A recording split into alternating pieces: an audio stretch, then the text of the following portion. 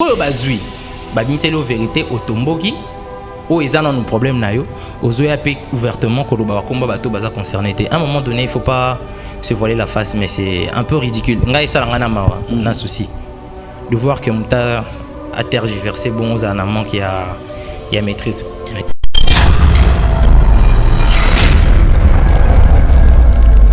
Ko s'improviser na chaîne na plateau onde ko na ye mususu banda koleka. D'abord yo na ba aperçu na yo. Omona nonde. Na idée na yo. Maso nga tuna idée gaz na été na tuna ye. Te maintenant nga na goza na idée na été dans la place na été au lobele moi et peut-être à ko pesa pe venir papi mboma mbote. Wane. Tani sa ba yeke rival na za plateau. Humain, un sentiment. Ana vouloir on a ce que comme mboto na ye. De to éviter photo vérifier pourquoi il na plateau. Na yebelo ko ça. Te après na to yiba ba lo bibi. Na lo bango. O ko to kuna lobio ya kiso yi mobile nga na kota tina plateau boyo ko itina plateau o kuna peta ngabimi na plateau lobi na nga na beta eti na ba na guerre ba bitumba nga ko ba bitumba o bien comment ba ça la peut-être âge na bango non ba jeune jeune hein ba non ba jeune biso kolia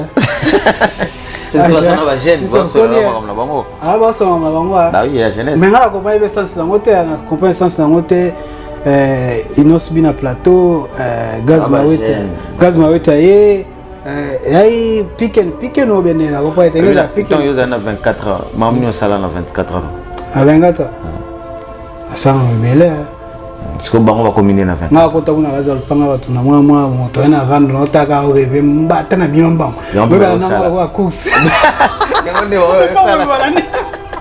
yo sala o boli que 24 ans da âge moko peut-être bazo yokola na ça va OK bango za âge bon ezandule mais ndula ngoto éviter gaz mo eta ingasa ali to éviter bon ngala belo moko ba bolo ba mingi pona inosbi par rapport à ba propos na mswa stratégie ba dire na voice ni mo asalaki na nini bon ngala batongo ke ba voice wana te ngai ngala konda na inosbi mingi te loko atemeza kalingala na mona ki aza olo ba manque de mots ai ba place pour employer te na sens que lingala ezala un peu difficile mais on yoso lobaka pour bato mboka ndembo basimba pe kutu mboka wana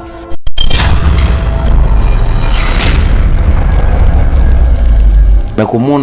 on a biso ken pia na koloba que bato tout ba participer dans l'album ma dynastie wana album wana ba aussi la mbala moko yo d'abord message wana comme londeni na matoi tango la biki bato wana surtout ken pia na j'étais salé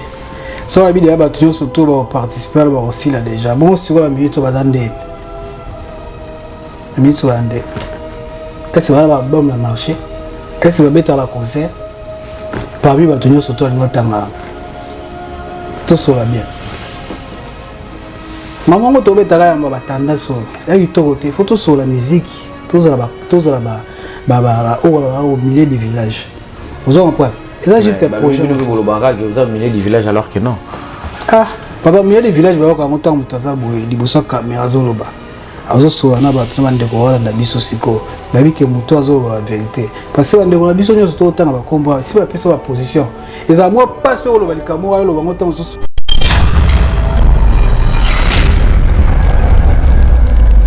héritier Watanabe d'abord comment on a Denis laisse tenir ba propos devant l'artiste yo mona ki onde na éviter ce Denis c'est pasteur ngate ya bien bisoni mikolo ba bien juger pas point ba te ba juger un peu mosa ina été honnête en nzambe mais ba albira il a 3 ans Osimba Congo yem dans un numéro 1 bilo moi bon le banki bon tous la raka eza professeur mosa ina nzambe tout à mais eza na éviter ce ba sambela ba sa ina nzambe ba lo bani pona il faut tout ma question mingi pour ba sa ina nzambe nde Denis mikola koti pasteur Denis c'est to benga na komo ya koti na ba délire ya ba musique profane bon donc ils ont dérangé un peu so mais vraiment soigner mon qui est moi bien vous au monde et ça un peu bien penga pour ça un peu bien te penza on ça na nzambe a côté ba délire ti niveau bongo zo tindi pe imano parce que ça mutu na ba sentiment so yo ka pesa ko tout même exemple que frère na moko confrère na moko pe ayembaka pe ayoka pe banzembo ya bavie na biso ya lutumba ya kala eza normal babalela yango peti on sait nzambe ye moko juge donc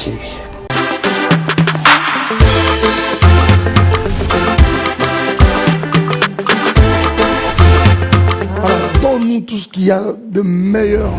Nazali Susu na mikabi chose simple telengano Yesu yoni na ilaki You je te dis quelque chose à l'oreille. Viens. Ces candidats me donnent envie de chanter.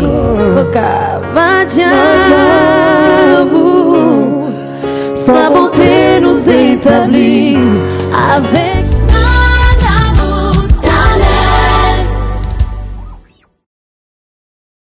Mbote Nabiso. Nga nazali docteur Benjamin Tatete, chirurgien vasculaire et phlébologue na Belgique et surtout na Congo RDC Nabiso à travers structure TVC médicale. Mbote Nabino nyonso bozola Nabiso, nazali madame Tatete Violette, infirmière spécialisée en soins des plaies na TVC médicale, nazali pe directrice ya TVC médicale. Docteur Tatete s'est expliqué que ba vidéo mususu pona makamba bengaka mbasu. Biso na TVC médicale to créa hôpital bengaka eza spécialisé en soins des plaies. Ça veut dire quoi? Tous les services en général, tous les neurologie, gynécologie, maternité, pédiatrie, radiologie, laboratoire, et ça vraiment bien équipé. Na ba primoko ya mukie. Ce que vous voyez pas na biso, tous les produits au tarapoto, auto utiliser na mikila pour ba machine. Ceux qui docteur Tatete na équipe na ba sali diagnostic, ba traiter cause, na ko rappeler les sous-souké. Ba mbasu mingi o ebimaka bat na Kishasa ou bien na mikili ebele, ezalaka souvent lié à un problème à tuyau. Il faut d'abord que l'on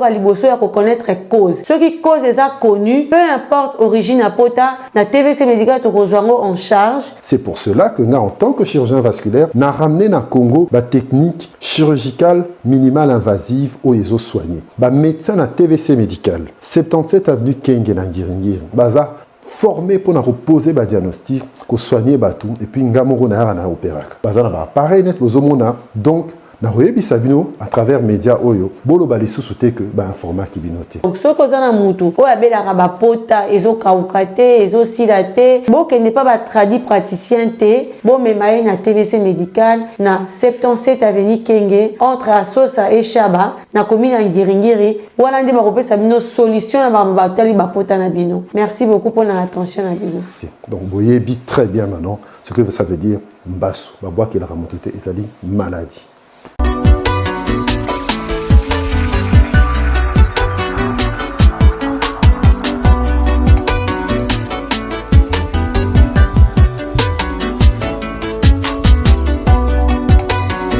C'est là que Fernando Steele, en tant que coach, j'avais jugé bon d'améliorer encore, de donner à notre client cette excellence, cette propreté, et puis de s'y rapprocher pour voir tout ce qui peut être comme problème de cuir chevelu à cause de défrisage, à cause de coloration, à cause de soins, à cause de maladies, à cause de médicaments. Et bien, nous, on est là, on est mis placé pour regarder et puis faire l'expertise de cuir chevelu et puis vous canaliser sur des produits qui pourront encore vous aider à récupérer vos cheveux. Donc, on est soumis là à Toulouse.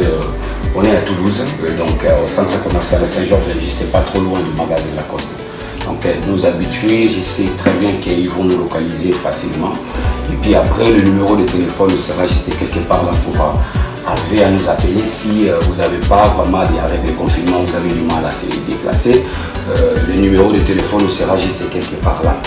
pour que vous appelez et on pourra aussi vous conseiller à distance pour vous donner un peu quelques menus qui pourra faire de façon que le cheveu soit à bonne santé. Mais pour la penda idéologie, il y a ceux qui a un salon na biso et ça la rana moi d'éducation ya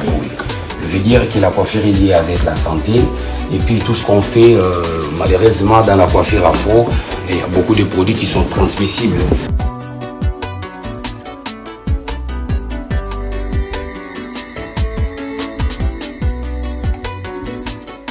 Merci à vous les abonnés des 100 microbes, restez toujours branchés à votre chaîne qui est 100 microbes TV. Nous avons le réel plaisir de vous savoir encore très nombreux, scotchés, branchés sur votre chaîne. Nous avons le réel plaisir de partager avec vous un petit moment, un peu discuter ensemble. Les lois, ils ont vraiment analyse versatile, hein? Les alapena, il y a lobby, il y a lobby, ils ont comme d'habitude été. Là, je pense comme ça, à toutes les personnes qui nous suivent aux États-Unis, je pense directement comme ça, à Gilolo Télé, je pense aussi à Patrick Bendera, à Ken Mosengo, Péré Mosengo, on appelle ça une beauté. Aujourd'hui, nous allons parler sur les actualités, voilà. Oui, le Bamina monde de nabiso musical ainsi que Oezala qui tout autour parce que monde musical est un peu vaste. Tout mes cas ensemble n'ande konangai te 10 match. Tout lui eza analyse eza ya lobby ngana lobby. Donc tout mes cas un peu copier ça ba point de vue nabiso sur semaine to mois oyo ningini ne se passer na kata musique. Là j'ai na rolinga pendate na monopoliser parole directement. Je m'en vais déjà à dire Dizamachamboka. Bonsoir na. Bonsoir papa Sidile. Bonindeko. Kitoko pelengi. Merci na abonné surtout à Samicom TV, merci na abonné surtout à Lenga Congo TV, et Trissim Belenga Pro, merci na Team TV pour s'abonner, merci na deux connus surtout au Hollanda. Émission na biso lelo. Merci. Bonne semaine, bonne analyse, bonne aperçu na yo oyo moni na monde musical. Moni semaine on eleki comment? Toi moi o eleki comment d'abord? Bon, moi ezala ngona moi le kweza na débit. Bon, to Hollande ngona no, to kenango. Tona moi o eto le cas na débit à moi o donc. Bon, moi eto le cas activité ça maki na moi c'est quoi déjà leki to bale yango to zonga mingi na ba o eza moi récent moi 2 jours 3 jours ba kambo et solo et o lo ba pour la musique ya Congo o pe salami ba émission pe salami to meka moko ça moi analyse moko ko profiter na bato pe bazolanda biso donc c'est ça. Donc analyse eza nango to sala o eza nango normal o ba touté ba zongo na sens moko we ya parti pris ouais ba to mesani déjà ba to ba biso neni to salara déjà. To meka un peu ko analyser ba discours ya Héritier Watanabe, to meka un peu ko lobela pe susu apparition à Denis Lesi na répétition à Watanabe, to meka lisusu ko lobela bande ko na biso moko pe basali mo ba dindi selon bango sur makamba wenge faire rigola na Héritier Watanabe surtout bito banda d'abord to lobana no o ezaki pena tout fait tout flamme ezaki a faire Richard de Paul nande ko Héritier Watanabe yo posa moko ozaka na moi lito ya koyoka et posa kana moi lilobano pe ya koloba. Surtout le lobby était 10 match par rapport à Bato Balinga va créer d'abord polémique entre Héritier et Ferregola. Débat on a mon accordé selon ba perçu na. Bon selon ngai na mona ki débat na ezala ki na openda débat moko o bato ba créer logo mo o ekoka ezala moi difficile pour na ezo place. D'accord. Et ngeza moi passe pour ezo place. Et bikaka bato balanda biso ba comprendre un moi différent par rapport à biso to simba miko. Les attaques qui na traité vraiment comme bato bazana boanya te bazana sagesse. Dans le sens que ba to comprendre ba ndenge moko te. D'accord. Dans le sens que biso tozana tozoya koloba. Bango bazana pona koyoka. Tamsusu bato pe balanda biso belé bazana maele koleka pe biso. Bazo pe chance tansu ya koleka te pour ba partager na biso. Mambo Héritier na faire gola ngai déjà ndeko mona abenga ngai singa ise polémique ba lukana etika na ngosala mate ya sauf que ba se comprendre gité. Na yebi que polémique on est outil parce que Héritier l'équipe plus de 3 ou 4 émissions il y a zolo ba ki na projet à dynastie offert à proposer ba collègue na ba confrère na o ya kala ya wenge puis avant le projet il fallait que le canon n'est pas il y a colocast ouais il faut le pas ouais conseil autorisation bilo mo bongo ba propose ko ba goloa ba sepela ina hote alinga ibongo te moi kalba ki en première fois deuxième fois troisième fois ndesa yo ya et la musa mais ngamu na part na ngamu to na solena de kona ibise que non ngala nimi na ngate ke faire mona mabe na nimi na ngate faire mona mabe ba propos Héritier parce que na moni place mo te ko tia mutu mal à l'aise wana. D'accord. Et ça le moment temps surtout total on a qui moto. Et ça un peu logique. Ça t'es obligé. Obligé te en plus si participer idée. Participer ka idée ça qui juste idée. Mais ande wala biso ming bazana ba mutu na façon comprendre ma ndenge na. Vous avez un point. Si nous avons une émission, nous avons un solo, nous avons compris la ndenge. D'accord. Vous avez un point. Tu as empêché de raisonner la ndenge. Tout le monde est libre de raisonner ndenge harmonie. Donc il débat les qui n'ont pas à côté, on va tout comme ça un sujet faire na côté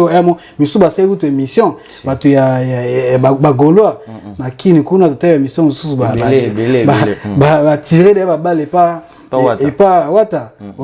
Ok, il y a bien été. Après, il y a eu une émission sous Watt, après, CP sous mode de la bâtonne, de la pini, qui a bien, ceux qui na janvier, bateau, bateau, il y a le belé quoi. Déjà, on a signalé na bateau, la biso, héritier Watanabe, ezate ke oyo bateau, neto so la boy, ezate ke par moueza pour nae. Ok. Bateau belé, bah mon petit mouata, et soutien à air moro, moi bah image tout le bon mais tout ça l'analyse tout c'est changer pour te faire comprendre au public que balinga la bonne mais il faut toujours prôner la paix. Ok. Mais tu linga plus tu as la paix que la guerre.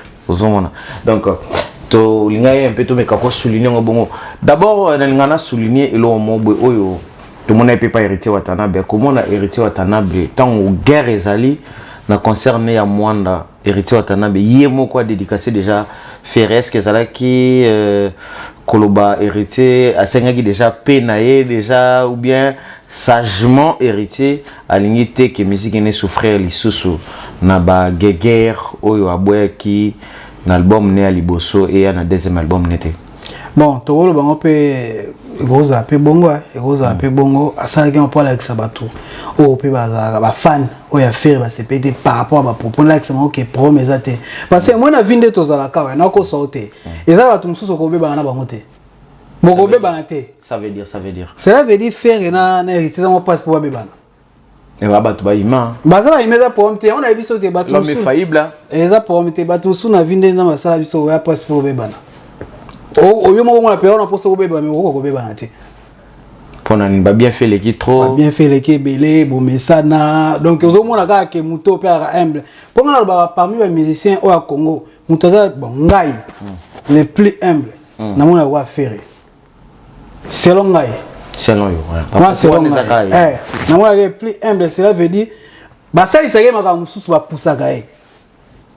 nature na yeza nature neza bongote nature neza bongote mutu mwa za un peu kimia alingosa ma moins la distraction na kwena ye ya kubata mabata Mukongo je sais pas parce que tamso za Mukongo mais ngana mona ngo bongo vous en point so tellement me belé ba ça ba faire ça la boy ba ça li ça mo ça nena ba tum soupe ba de l'acheter ba roba que la lâche va diriger maman papa na biso ça te si dilé ça te rosa lâche vous en point à faire la force tranquille. D'accord. La force tranquille. Vous en prenez. Ça les Cameroun, na CC, à l'unité temps sur le Camerounais boy. Magasin artiste, toi là doit ouais ba vie na. Parce que bango net ngana otoza boy. Viens sur déjà exposé.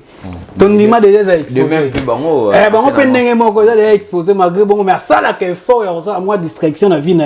ya robomba ma. Vous en prenez. Autant sur la mission, c'est BDS au salle constant ils arrêté. Mission nyoso so asali wa bimisi akenda osombelo wa bimisi nga sa basebe lelo so to mona faire ake sombelo wa bimisi parce que ba pousser d'accord ça moi vidéo ça moi photo mona l'autre là nenga sala raté moi nenga fallait sala raté parce que point mais aza mutu mo wa bomba ma aza mutu mo aza un peu nini zo point donc so ala ki mutu ala ki musicien te engeza moi pas si tant na vie pena normal boy au moins tant so aza un problème na bato selon ngai to garder ka mo bando wana nde tozolo ba bisonya so donc na makambo oyo utikoleka ya héritier na watu tozana no pena na mo wana to meka un peu vraiment koluka ko solo lango ya to chapena les points sur les i na bato mususu lobby héritier fallait continuer guerre wana parce que zaki guerre a wenge à sa place to héritier à sa troisième place et à sa deuxième place na troisième place ba pesa ki est-ce que lelo yo loba ki musique héritier watanabe eza musique ba content parmi troisième place. Ah bon, la musique à Congo tout le monde a la place na tout le monde a la place na ceux qui pèse sa place wana il faut ba tourner ba sala ba hit wana ba on ba pèse biso toza ouais biso toza penda près au ça moi tena ba ki yaza na troisième place bien ça na deuxième place non ezala to ba sala hit ou avant de penda ba espère avant na on ba pèse place ngala la place ba pèse été mais avec la musique à Congo tout le monde a la place. Betaka musique a bien au moins la place na ozo place. Oyeba nenge wazeka kota na musique ya Congo. à Panza carré. À Panza carré. Parce que après, bah, tous les carrés en athée. Tu as un carré à Kofi, Wemba, Wera, JB 4 ana. Bah, kanga 4 boy. Bah, non, on est 4, ni carré ana sur toi na. Mais vas-y, on va s'arranger. Aya ka Panza. À Pasola. Donc musique ya bon musique ya Congo mutu nyonso tout tellement tona ba tanle belé na Congo. Mutu nyonso za na place na musique Congo. Tolo ba teke mutu be place. Oyi ke musicien mo bima lelo pa l'équipe a dépassé dans la place dans tolo ba lelo tan so pe nde ba ba lo ba ki non héritage dans la troisième place. Oyi a pas dépassé comme ti liboso. Vous en après na ndenge ba lelo ki non fallait la premier. Mutu so oyi pe mbamba pa ya l'équipe so tina fallait. Musique ya Congo eza la surprise. Na ko sorte na personne exemple à waze quoi musique ya Congo na ba surprise au pero vani bola lika pa mutabimi ozo point na personne ce exemple musu ya Fabrigas maestro ava beta album ne ya Yamado obi abeta album musu ya liboso na premier album ne Antidote so na bo santé o imba mawa yele mao album wana banzembo tweza kuna chic ozo point aya kaka boye abeti ba saison simba te pam comme so abeta ka Yamado yo na bima akomo ya ben pem partout kana nini moko wana na générique moko wana nde bimi c'est donc musique a commencé à la surprise ozo après to ko pesa mutu place té attendez la bague fallait en place première place na minuto et ça non peut-être temps en attendant parce que bat bazali o pe ba musique baza tu disais est-ce que musique à Congo photo que non kana ba guerre les rawana est-ce que yango pende ça la force la musique à Congo to ezaka force mo suka na Kinshasa na biso ba guerre wana ba bundaka na ba télévision koleka ko finga ko toyo ko loba ko to est-ce que la guerre wana et propulser peu ba musicien to même la bango pe mo ba un plus na ba carrière na bango bon ngala ko loba boye soki ba guerre na pesa ite mais le temps soso ba musique peut à Congo comme la place de comité parce que guerre o yaki ba tout ça vague en mingi ya wenge tant guerre o yaki ya na jibe et fungola ba to mwa miso ba ça la guerre na scène on va ko tsambongo vous en prendre lelo ba koma ba nde ba koma lelo ba mbongo boye ba o ba o yasima ba ngala na ga elana d'accord vous en prendre yango pe lango petit le ba continuer au kenango on ça la guerre za prompte mais comment attend mo guerre de sous musique à Congo tu esenga na guerre te pour ekeli boso musique à Congo yango mo eza musique Congo yango mo eza musique vous en prendre Congo yango mo eza musique mutako ça la polémique te ayoka ni banda vous en musique à Congo ezo senga na ngoka teke photo za ba polémique faut que soit na boy et moko pe loko eza ekomi loko la culture na biso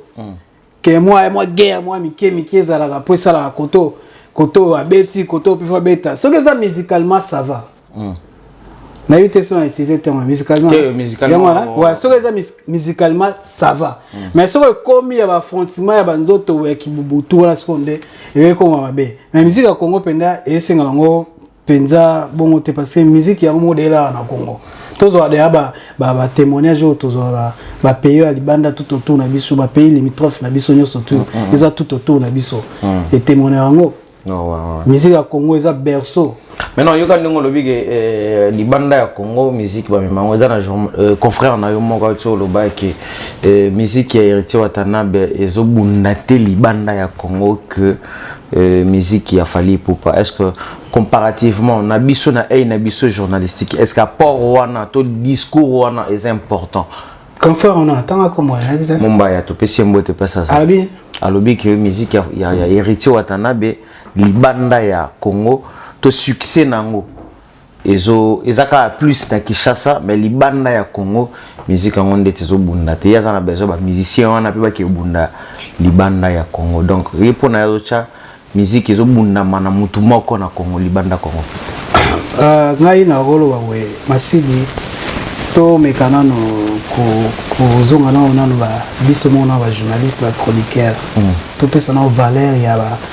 musicien na biso to pesa ngo lokumu wana valeur wana zomona tango yo ye déjà wandi ko sala comparaison boye ba moi de tendance tango to ba le kamo photo ta tendance quand tu bandi ko comparer des personnes faut que notre tendance non est-ce que l'obéla ba musicien ensemble na bango ou nous allons mutumo comme to l'obéla vous comprenez il faut que ngane aller à son ayoleka par exemple la bima sidi na bina ya bonne émission ce de lobela affaire vous avez point non mais le village au milieu tena lobi na pas exemple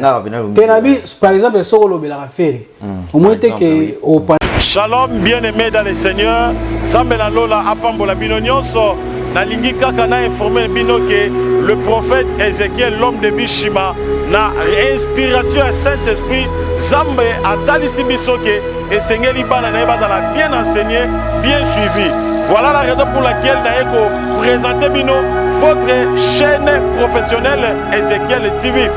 La chaîne Oekotal Sabino Makambo na Boyokate Obomonate 100% qui bonzambe kati na nkolo Yesu Kristo ya Nazareth. Na kati Ézéchiel TV donc bana ko lancer ba direct et ba no salama chaque mercredi na ba kilte na biso pe chaque vendredi, chaque dimanche à partir de 10h bolanda biso en direct sur Ézéchiel TV. Ba kilte na biso nyonso ya semaine mercredi, vendredi à partir de 17h juste, surtout à ne pas oublier, chaque jour, nous allons en direct, il y a prophétie à partir de 22h juste sur Ézéchiel TV. Dans le 22h juste, heure de Kinshasa sur Ézéchiel TV. Nous allons du lundi au dimanche à 22h juste. Partagez le lien, pour s'abonner à la chaîne Nabiso professionnelle,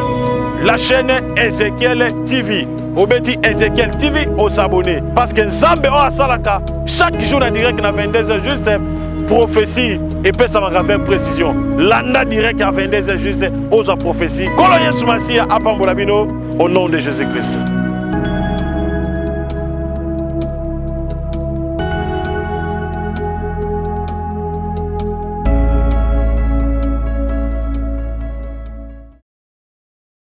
Cheka mingi na marambo etali fere vous en comprenez est-ce que on a biso na banda tant susumi ajimi de moi bimi est-ce à voyager déjà à ta pays moi Afrique nani faut voyager en fait na comprendre nani faut voyager ndeko na biso mbaya est-ce à voyager déjà à ta pays moi Afrique bon to loba na chena no ngana loba te parce que na vie privée na été to non bon so à voyager qui peut-être tant susu akenda qui a ça investigation na ya monique musique en autant susu konezo betate là ça va. Mais si vous avez un biso qui est dans les bêta, mais ok, vous vérifiez sur les bêta, ou bien un journaliste, rapide. Un journaliste a une information de ça. Na c'est pas un de biso bosso na politique. Sango. A comment on a soga oui Israël soit une information à quel titre place en moyen. A ce n'est pas cela on le attend il paraîtrait. Vous comprenez? À conditionner ngo na conditionner oui parce que babiloko toloba oyo tant sou ya rattraper isso après tu vois peut-être place ngo tant sou ebeta ngo yo mona ka tant sou ebeta te papa ezana ba na tsawa pays nini pays mo les Soto est-ce que le loyo to kwa ko yeba ke musique yeba ndeko muso ndoko mati ba les Soto wana. Mais là, massa moko boye akenda voyage côté kuna ayo mona ezate ke inosibi mutakenda mona ezaki musique inosibi akenda les Soto nda moni kezo beta ina ba image tina yele alakisi kezo beta ozo parce que mutakenda ki kuna moni kezo beta yes ko information ya batu ko beta musique na biso est-ce que beta kaka na communauté na biso ou bien pe batu wana ya mboka wana bango mona banda kuna bango na savoir to na vouloir na bango papa musique ya Congo za benga ngo la rumba moi rumba ya Congo beta partout moi rumba ya Congo tant mutu mazo moi atane nani faire azo bongisa album ba peño surtout ba kipa ba yeba musique ya Congo ba yebi ke faire olinga bimisa ba peño surtout o eza Afrique tout autour na biso o ba miso bango nyonso surtout musique na biso ba focaliser bala na musique na biso nyonso surtout ata litende zo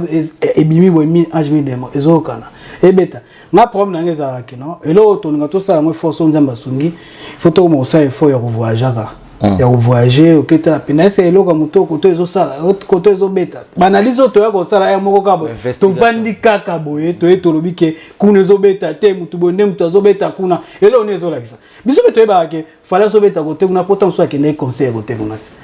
ndeko biso na sa ba voyage na te azo sala ba promotion na Kinshasa akena place mo ta ke beta conseil à part Congo pour l'album na et là on est sur prouver que côté qu'on les obétate aya na banini tant to ça blo faut na ba argument et na ba les mozo etc qu'on les obétate na ngene tant sous boîte mo boy na mo kuna obétaka ferre na mo kuna obétaka tant sous wera obétaka coffee na mo na yo mona ti na lo kuna mo place beti hérité c'est ça parce que na yo le bandelo na biso et là que ça promet de déranger biso to ba tendance to bandelo so ça la musique ba ça la ni ça que musique na biso ne zo tendance c'est ce que ça ba artiste bango monde ba créer ba tendance na bango to ba journaliste ne ba comment ko s'appuyer to ko s'accrocher na ba musicien pour ba pesa bango ba interview to pour ba voyager bon trop dans la mission pour n'importe quoi kala to mona ngo ba joka pe ba na ba tendance ba sacré pe ba na ba tendance mais et salamaka te lokola biso lelo ni no ça que biso vraiment il a que ça que awana ba no yate awana ko lobela te batandasi oyo siko eza eke na ndenge mabe eke ya ndenge mabe baseria batandasi wana na oyebake malgré nani Zakaria azolobela wera mais azolobela mpe kaka jibe malgré bato ya jibe baoboya ye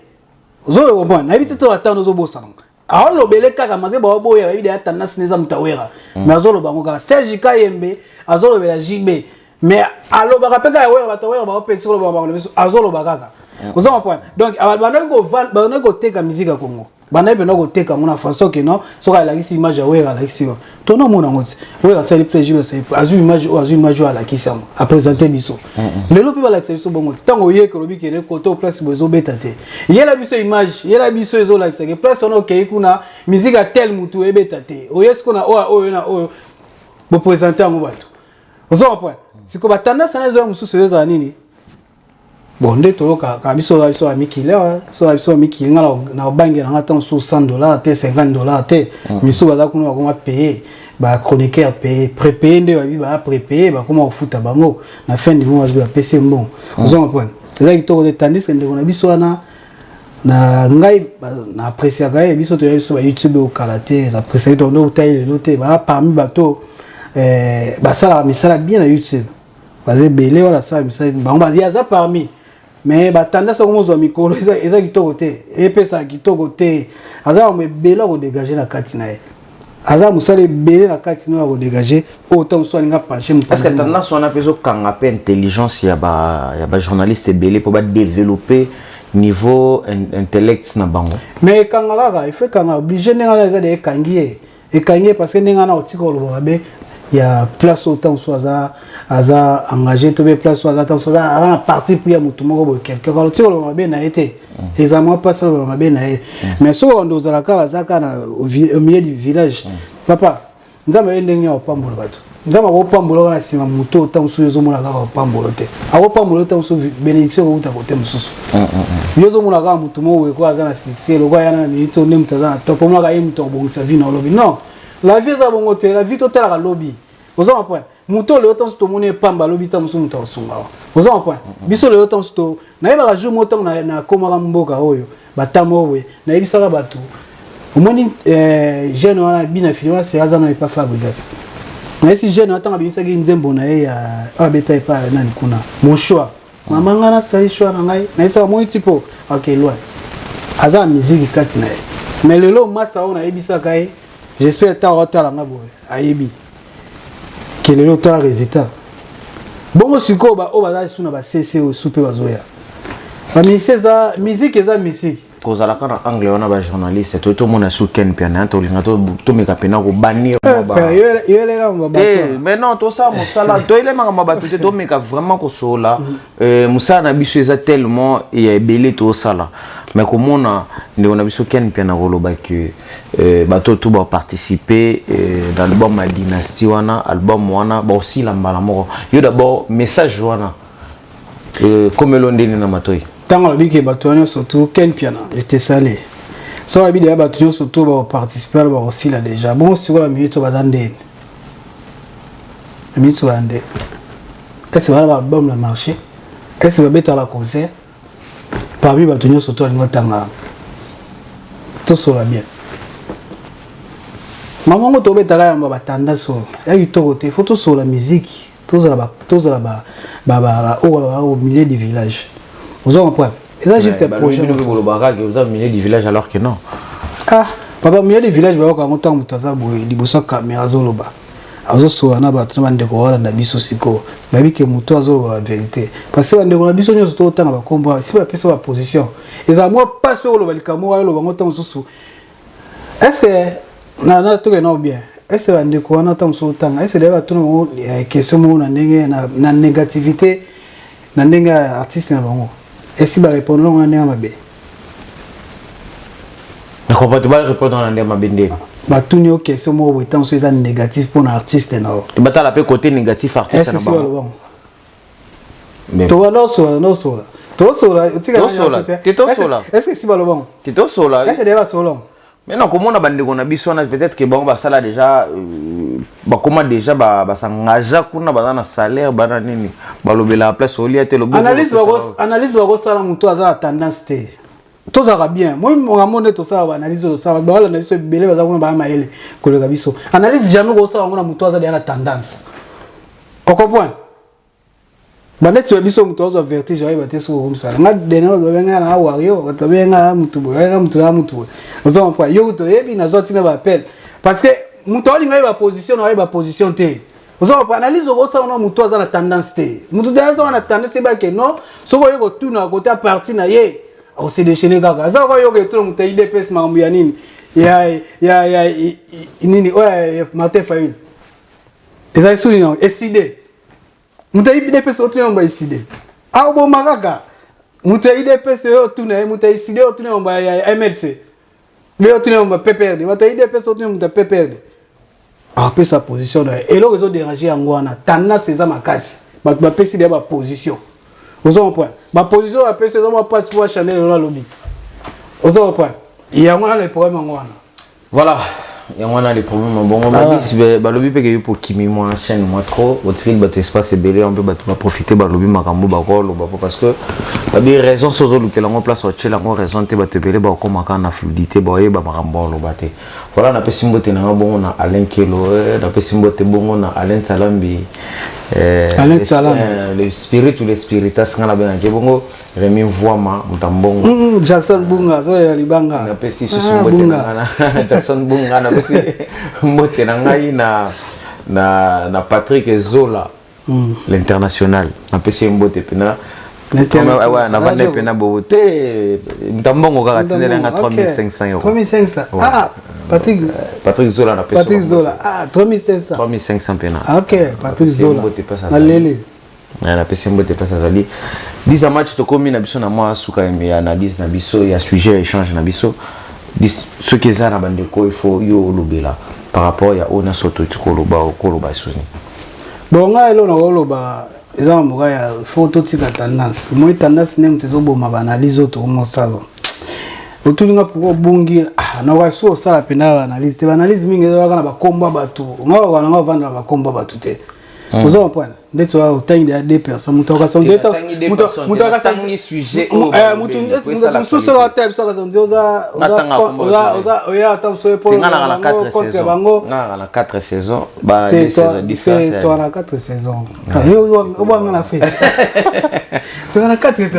saisons soit des saisons donc différents c'est aux te ko bunga eza penalty na bungi te za sauf que oui toi na poto en plus pays facile qui sous toi na poto ba réalité belé ils ont pas toujours attendre sur tout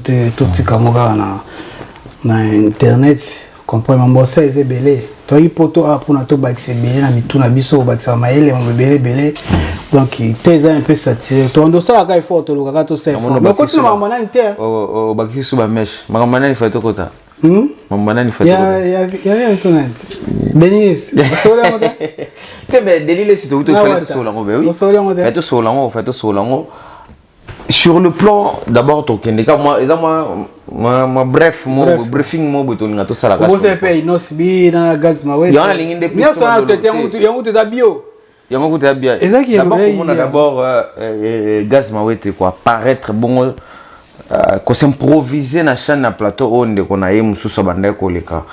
d'abord yo na ba aperçu na yo au moment non ndeni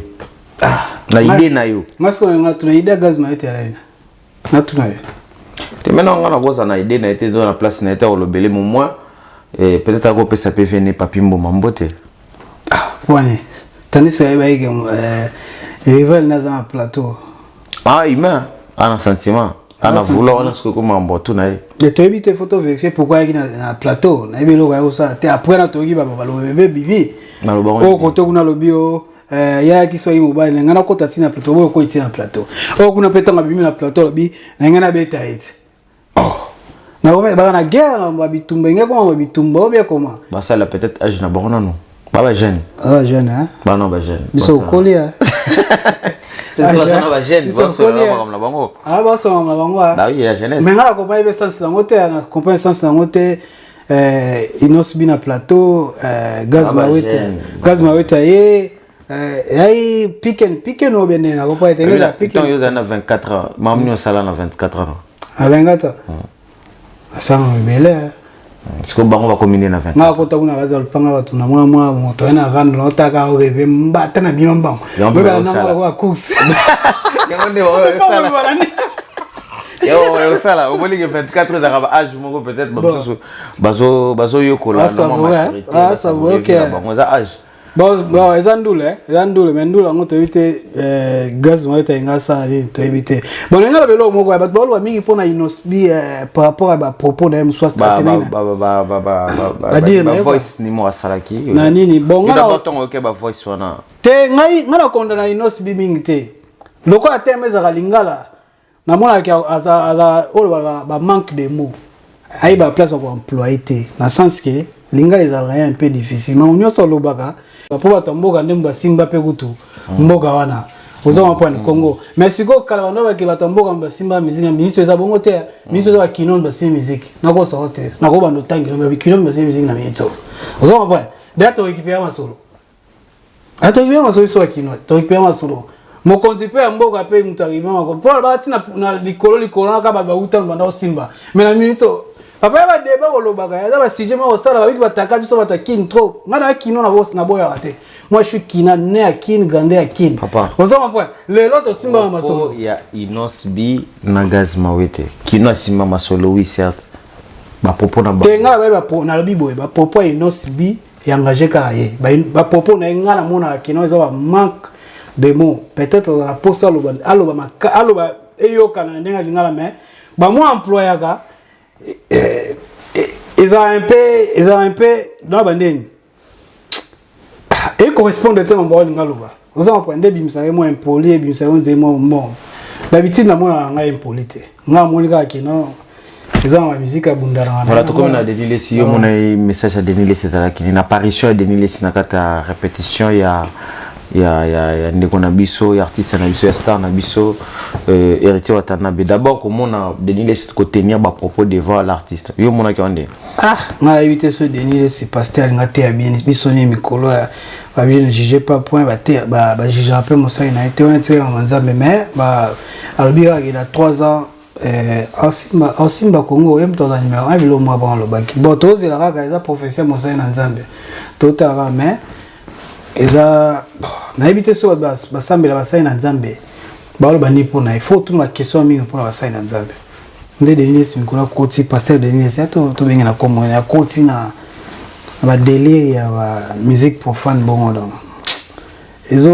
ont dérangé pe so mega mo soigner mukeza moi bien vous au monde et ça un peu bien penza nga pona ça un peu bien te penza on saina nzambe akotra ba délire ti niveau bongo otindi pe imano parce que ça monte na ba sentiment so yoka pesa ko tout même exemple que frère na moko